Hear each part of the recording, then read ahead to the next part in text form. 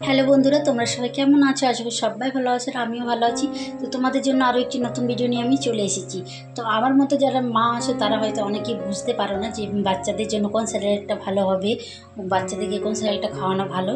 তো ওই জন্য তোমাদেরকে দেখানোর জন্যই আমি নিয়ে এসেছি। দেখো, তো এই স্যালাডটা হচ্ছে 8 মান্থ বেবিদের জন্যে। তো এই যে দেখো, এখানে লেখা আছে এর মধ্যে আয়রন, ভিটামিন, জিঙ্ক সব কিছুই আছে। আর 18 মান্থ পর্যন্ত স্যালাড পাওয়া যায়। আর দেখো, এখানে স্যালাডে লেখা আছে কত পরিমাণ খাওয়াবে, কতটা জল দিয়ে গুলে খাওয়াবে। তো হালকা উষ্ণ গরম জল দিয়ে গুলে খাওয়াতে হবে।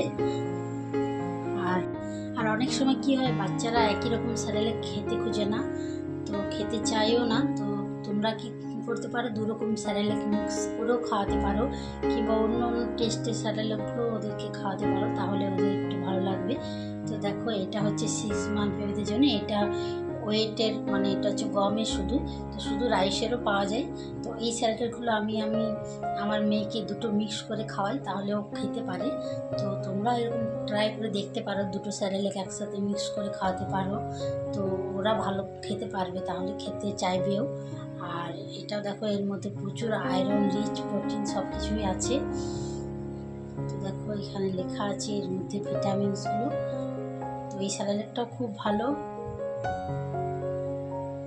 তোমরা এইভাবে খাওয়াতে পারো।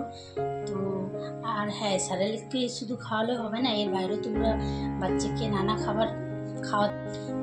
খাবার খাওয়াবে। আর যদি বাচ্চারা অনেক সময় কি হয়, কোনো খাবার খেতে চায় না, তখন তোমরা স্যালাডটা খাওয়াতে পারো। আর দেখো, এটা দাম হচ্ছে প্রাইস 250 টাকা। কিছু যদি জানার থাকে তো তোমরা কমেন্ট করবে, ঠিক আছে? তোমাদের প্রশ্নের উত্তর দেবো। আর লাইক করতে ভুলো না।